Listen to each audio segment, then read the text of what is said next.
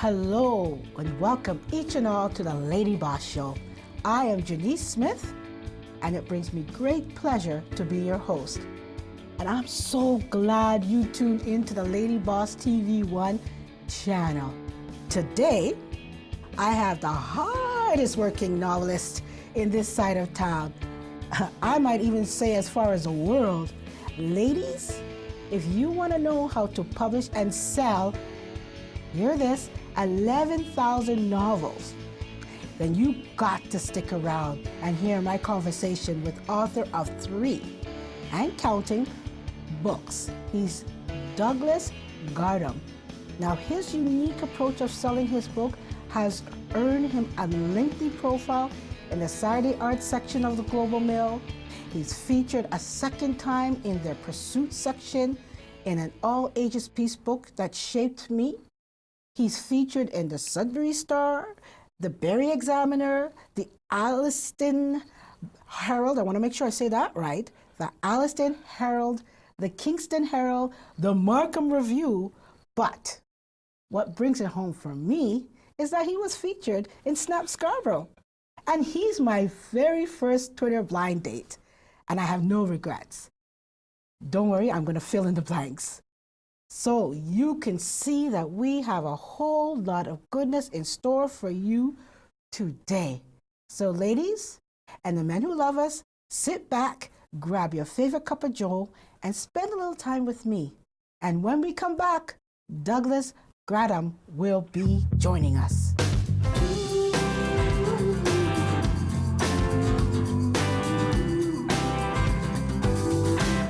And we are back, and just as I promised, I am joined by the hardest working novelist in the world. Okay, forget about this side of town, in the world.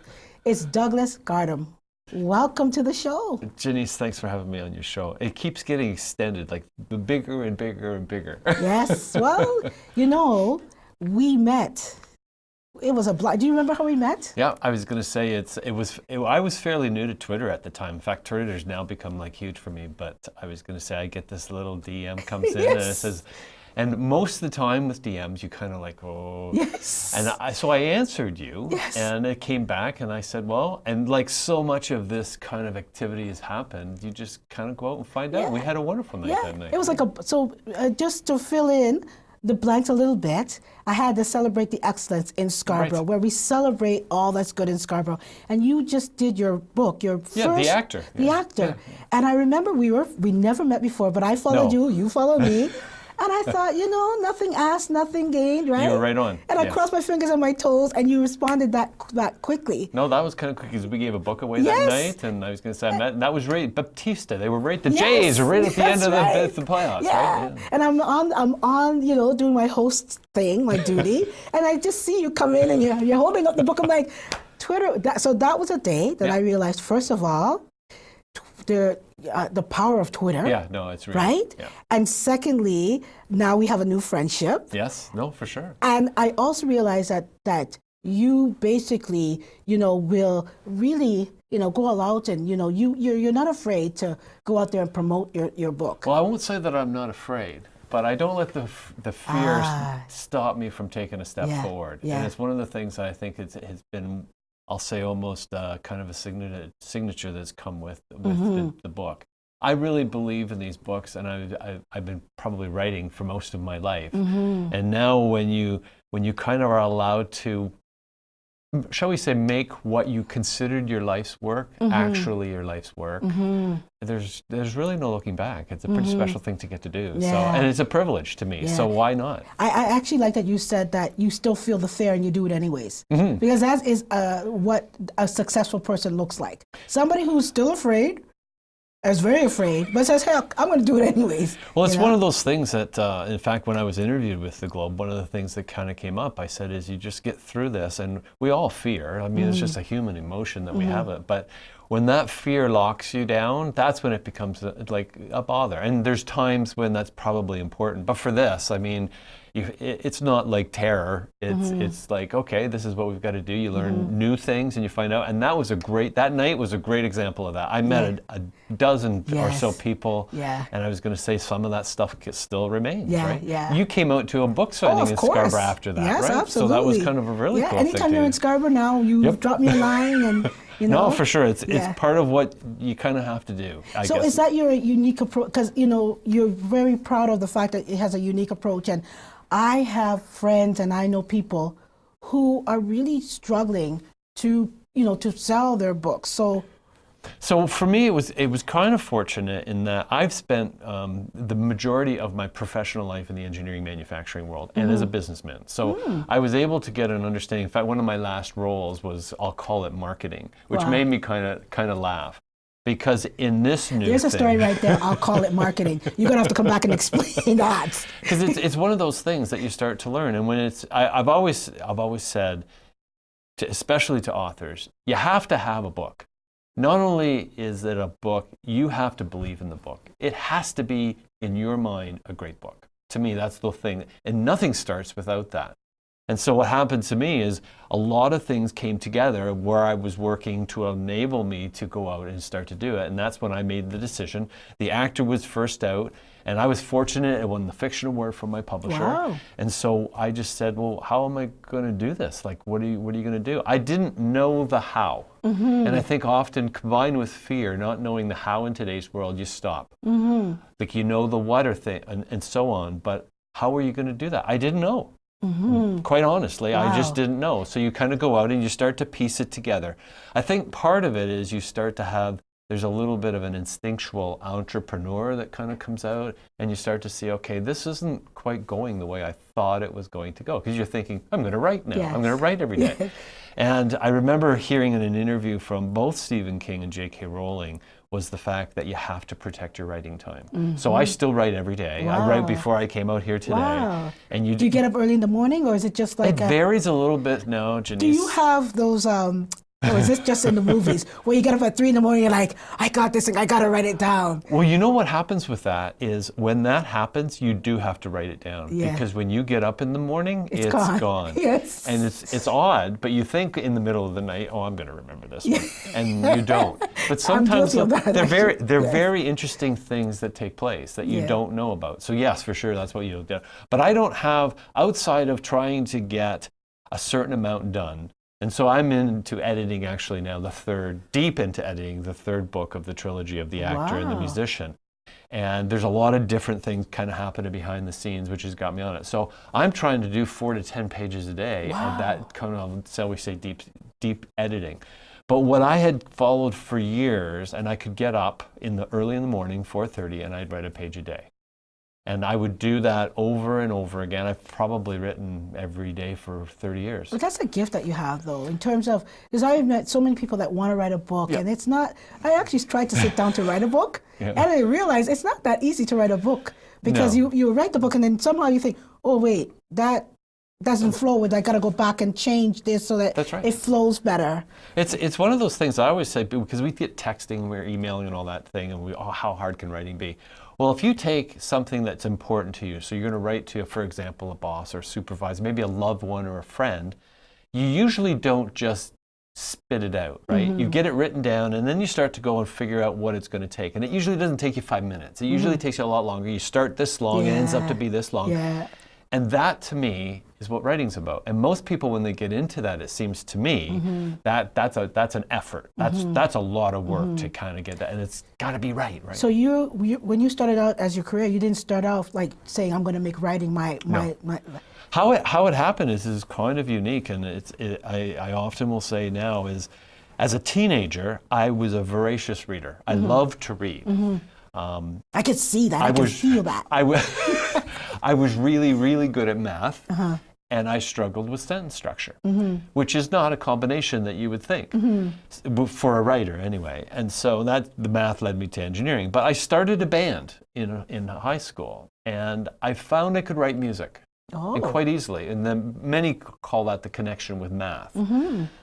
And because I read, couple of the members said, well, you should write the lyrics. And so what I did was, I mean, there's no structure to a lyric, right? You're trying to match the music and the melody, the beat, exactly. And they don't have to make sense even. And that moved from there into poetry and then into call it prose. And then when I graduated, I started working as an engineer, but I was really wanted to crack this nut of how writing was done, and I began to literally practice it. And that's where I became a storyteller. I started with short stories, and it just grew from there. And I'd read long time ago that you literally have to write every day. And so I would start with a page, and that's kind of how I did it. And so when I'm talking to other authors and writers, that's part of what I try to go through is how you kind of get started. Because I've never experienced writer's block. Wow. I know that sounds kind of odd, but it's because you get that. It's like exercising, right? The rainy days, oh, I won't run today. Well, those are some of the best days to exercise. I don't feel like exercising. When you finish, it's like, oh my God, I'm so glad I did. Yeah. And that's really, to me, and I often will talk to young people about learn discipline, because it's not a human tendency. We tend to want to be horizontal on a couch. We're not out to do, and I said, what you will get from that you'll find amazing. Wow. You mentioned you teach, so you also now are giving back some of the great wisdom that you have earned. Well, thank you. Yes. But one of the things that I found, and it was actually through the publisher that came back, they had seen a number of my interviews, and they said, would you like to do some webinars? And for me, I was going to say that's like on a Tuesday afternoon, you have it, and you talk about various subjects. And so I've done a couple of dozen of these now. Wow. And that's kind of where I feel like trying to give back a little bit, as far, not only on the writing side, but also to what we started with is the marketing side, and or calling it marketing. It's sometimes funny for me to call it that. And your unique approach is, what is your approach? So from my perspective, one of the things that I realized very quickly is you had to do more than just write. You can just throw the book out there, but there's a lot of pretty good books out there that never see the light of day. And so I picked a few things. One of the things like social media was something I was not part of social media at all, so I had to learn all of that. This is going to be an interesting fact. How much followers do you have now? So I have 120,000 followers on Twitter. That's so crazy. that it's kind of a neat thing, and it continues to build. But it's one of those things that even at a book event, I'll routinely see a person from Twitter that's seen me on Twitter, that's kind of amazing. Now, in February, I celebrated 300 book events. Wow. Now, for a person that started saying, I'm not going to do a book appearance, it's kind of an odd thing. And again, what I was looking for and what came out of it were completely different. I was in downtown Toronto, Indigo Bay Bloor. I walked in the store, and I'm looking to figure out, how do you get your book in the store? Because I'm totally new to this. Yes. I don't know anything, so I can ask a lot of kind of stupid questions, shall we say. And he looked at me, the guy found a book manager, and he said, well, why would we want your book in our store? And I started to say, nobody knows who you are. Your shelf space. And I started to think of well, I have a book review, and I have a trailer. And for whatever reason, he looked back at me and he said, have you ever thought about doing book signings? And of course, I had my whole raft of excuses why I wasn't comfortable. And he stopped me right in the middle, and he says, where else are you going to go? Talk about your book, talk about your journey, and maybe find a few readers. Well, no one had put it in that simple terms to me before. In that instant, I decided that's what I was going to do. And that was really the first one I booked. And then I had my fear. Holy cow, I'm going to do a book event in downtown Toronto. My goodness. Flagship store. So that's kind of where the book appearance started to happen. And what I started to realize was there was a real chance. My books are really, to me, about us emotional beings. And I think to write authentically about us, you have to be with us. Well, I don't see too many people in my writing room. They're just people in my head. But how people react. And often we don't do things that we think we're going to do, and how that kind of comes together. So that's kind of how it is. So back to the unique approach, I didn't think it was unique. I was just doing stuff that I was trying to figure out. I realized I had to be in front of the media somehow or other. So I would start to ask. And it was strange because as an author, or probably anyone that does art, you think, well, I wrote a book, so everybody's going to come to me. Well, it kind of doesn't work that way. So what you do, in fact, I just heard an interview on the radio the other day that Pete Townsend, the famous Pete Townsend from The Who, had to phone the Rolling Stone magazine to get an interview. Wow. So now even at that level, Yep. you're still asking, Yeah, right? And yeah. what's a publicist do? Yeah. That's what their Yeah. what their job is. Yeah. So learning each one of those things has kind of bloomed from, like, for example, on the book signings, I had no idea that would become really And I've part of seen what you I in do. action. You're very good at the book signing. You have everything nicely organized, and people come to you. And Well, one of the you're very biggest good at things what that you I've do. tried to do, thank you very much. One of the biggest things I've tried to do is at every level that I do this, it's got to be, I'll call it right, but to be quality. If you come up to me and give me 20 seconds of your time, I don't want to waste your time. Mm-hmm. And so I'm prepared. In fact, my next webinar is really going to talk about that, because I see often I come up and ask, what's your book about? And no one's given that any thought at all. Is this webinar open up to everybody? It is. It'll be, Okay, it'll good. be So available. we will have- It'll be on my website. Yeah, good. and Okay, good. It's So coming up in April. Yeah, so your website will be listed. So, Oh, I'll yeah. be promoting it on Yeah, Twitter good, in a big good. way. But to me, those are the things that start to really come together. Now, as the author in me, I still want people to read my book, and I want to be able to give the quality, like make good stories. That's what I'm trying to do as best I can. And I know that's growing, and I know that's maturing, but that's really, Janise, what it's all about. All this other stuff is kind of neat and cool, You know but what I it's trying feel to find from you too readers. is your passion. Well, thank you. And I think that's what draws people to come when you're at the book signing, and just draws you. That's why your approach is so good, because you're a people person. It is true, and I hear that a lot. The biggest thing that I can say is that I feel it's a privilege, but it's kind of a gift that's come to me that I never thought was going to happen. I had written for many, many years, lots and lots of rejection, and now that it seems to be here, I don't want to give it up. Yeah, I want to be able to do that and Well, deliver this it. is a perfect time for us to bring out your 3 material babies, I'm going to call them. Oh, cool. So when we come back, we're going to bring out your 3 material babies. Right on.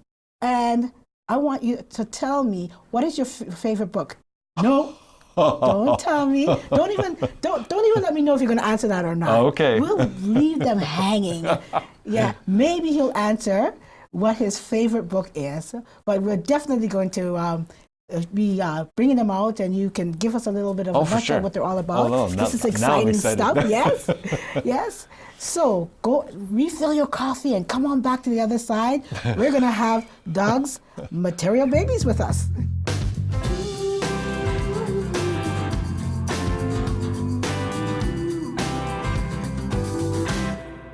And welcome back to the Lady Boss Show. I am with the hardest working novelist in the world. That's right, Douglas Gardham. Now, I'm so excited. The passion is coming. It's making me hard, it's making me sweat. But I want to start asking the question that we ended with. Yes. Which one of these books, these material babies, which one is your favorite? So, because Drum roll, the please. Musician just came out, Yes. it's a special book for me because, as I was saying earlier on, it was actually through music that writing found me as a teen. So, although it doesn't really have anything to do with that, Yes. it's that, and it's brand new. And I'll say another thing that's very special about The Musician is that it came out late last year, just before Bohemian Rhapsody, the movie. And when I saw Bohemian Rhapsody, the movie, it touched me, because I said it was almost like I got it right. Wow. And it was a very special kind of a movie thing in that It's sense. a good thing they can't hear you. These actors choosing The Musician. So good. Material babies. I wouldn't be here without the actor. Yes. I was going to say that was a big thing for me, Yeah. and that's why I said it'll always This kind of be started dear it to all. me. But The Musician This is the book that that's started correct. it all.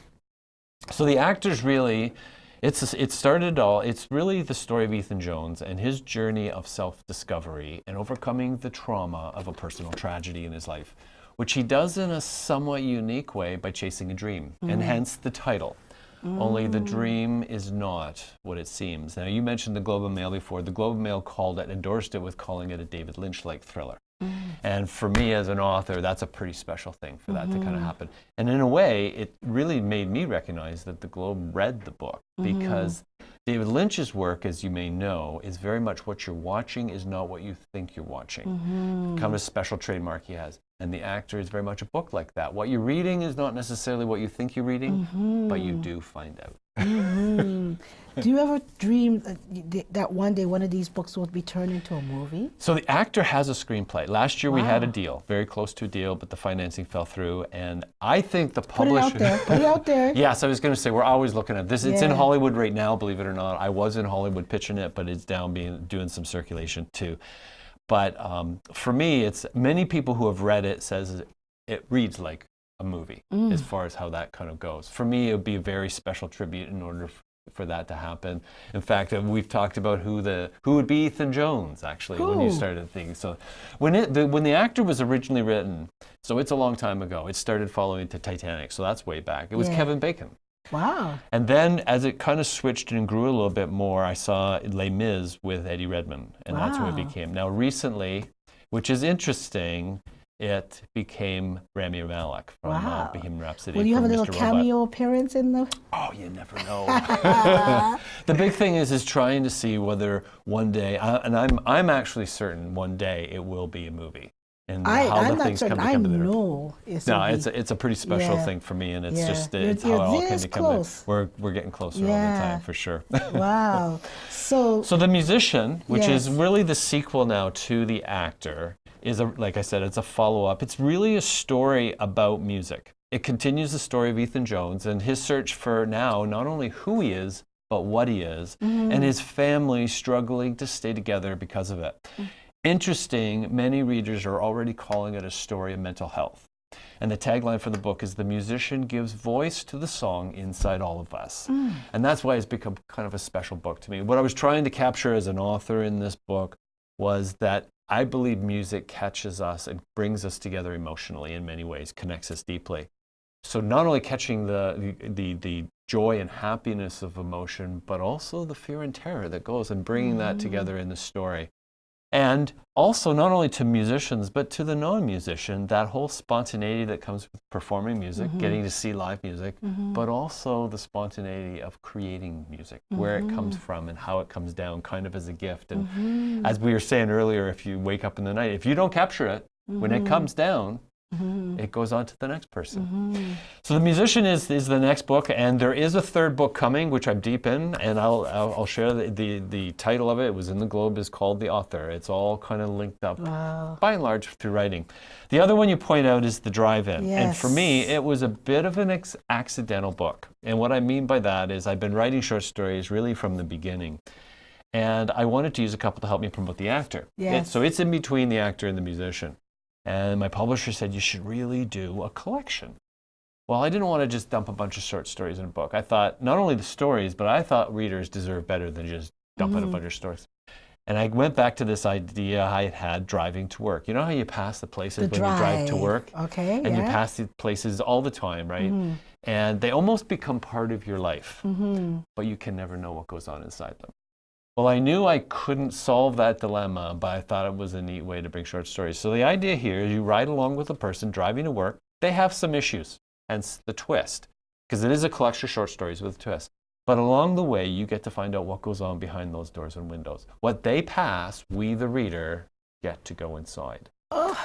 And so you know how you pass these places over and over again, right? And some of them you do wonder about. They're multi-genre. They've been written over the last 25 years.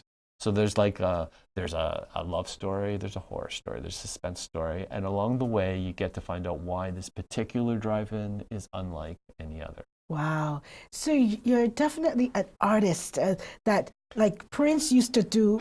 Like Prince has thousands of songs that would forevermore. That he'll probably, his family will pass it on to the next. And so I have a feeling you have a vault of all these great stories. I do have a lot of stories. Yes. And what's really interesting is how they now come back, and as the craft becomes more part of you, you start to realize, okay, this isn't ready to go yet, right? So on my way here today, I was actually thinking. So your material baby is in development. They just kind of keep going, and then you have.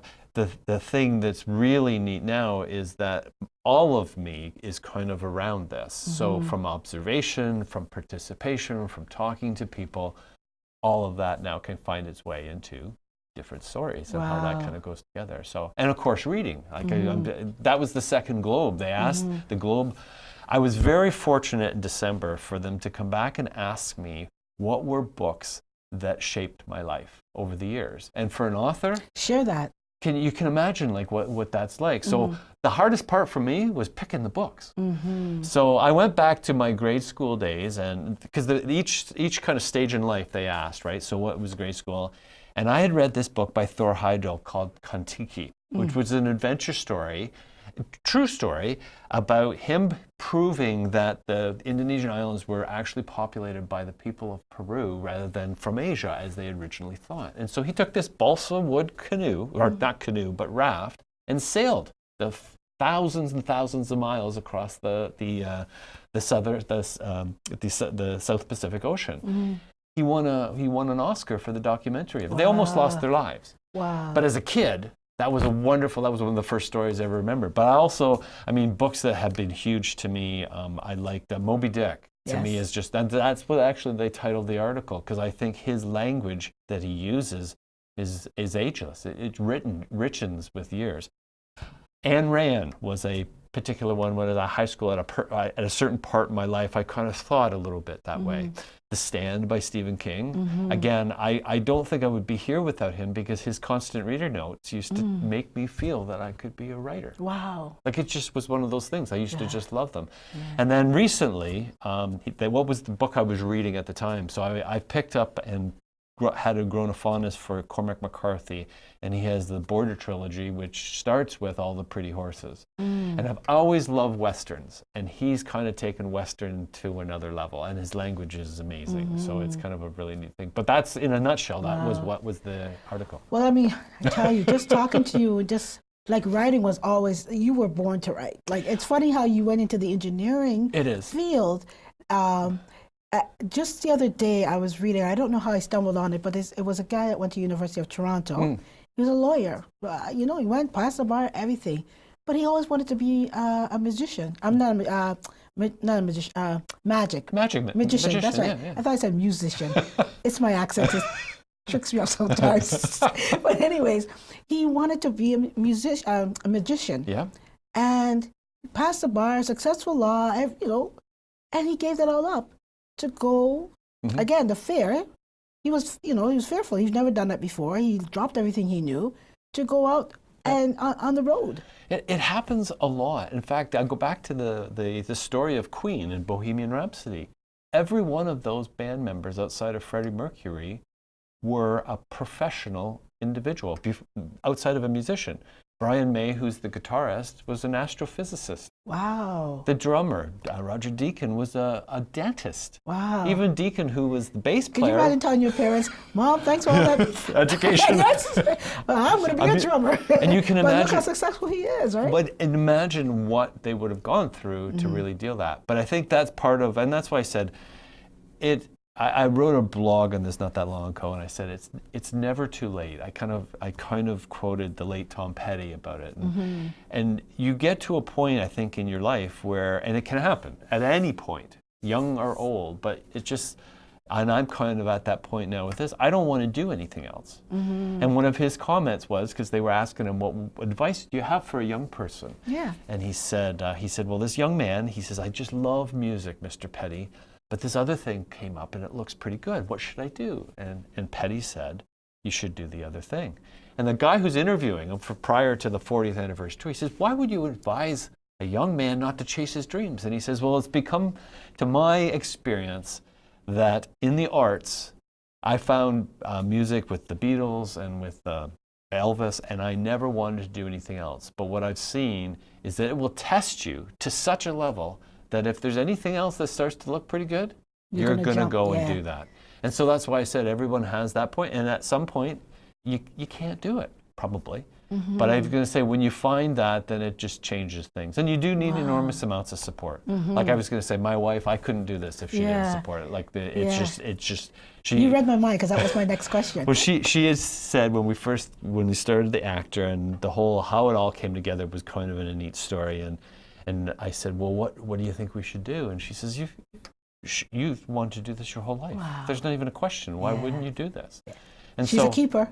Yeah, she is. So from that perspective, to have that kind of unconditional support. You can't. I don't think you can do it. Yeah. I just don't think you can do it. Because there was like you said, you just stepped into it. Yep. You know, it was something that you just had to go. You didn't know where it was going to end up. And that's the thing. When you don't know that, like, you can't answer the how. And usually, even when we have all these plans in place, they don't turn out the way the plans really had them set up. But it gets you to do an action, gets you started in a direction, and then things start to kind of come together in some manner or other. So, yes. Well, let me tell you, I am so glad that you came in today, because I've gotten a deeper appreciation for you and your unique approach to what you do, and you definitely were meant to. Thank you very much. You were meant to do this. This is a very special day for me too. Why is it special? Because it's my birthday. Is it? Too. Yes. Do you want me to sing happy birthday? No, I want you guys to stay. I better not. No, I'll lose viewers by the second. But for me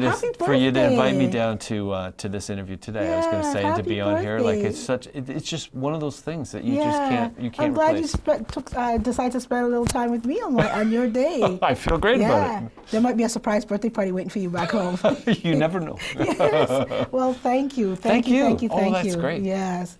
So, where can people go if they want to? So you can go to my website, www.douglasgardham.com. It will direct you to where the various retailers are. So in Canada, Indigo, Chapters, all those. Any store can get the books if you ask for them. Libraries have them. They're available at Barnes & Noble, Amazon, in all the different formats as well. Wow. So this is one of the things that I was going to say the Globe are interested in, is how that it's available. You can kind of do it, but you've got to really kind of pursue that in that sense. And for me, that was a pretty big deal, because I wasn't really interested in becoming a book warehouse. I want to write. That's really what I'm trying to do. So to having that there, so you get Amazon, Barnes & Noble, Chapters, Indigo here in Canada, or anywhere you get your books from. Wow. Thank you. Thank you. Thank you for delivering the passion. I'm pumped right now. I'm pumped. I'm pretty pumped too. Yes. Don't be a stranger. You have to come back again. Oh, I will. Yes, I will for sure. Douglas Gardham, the hardest novelist in this side of town and the world. Thank you. Thank you. Janise, thanks for having me on. In the final moments, I want to thank my wonderful guest and you, the viewers. And remember, if you have an inspiring story or want to share your rags to ridiculous tale, or you're a lady boss that wants to promote a business, please email me at Janise_Smith@hotmail.com.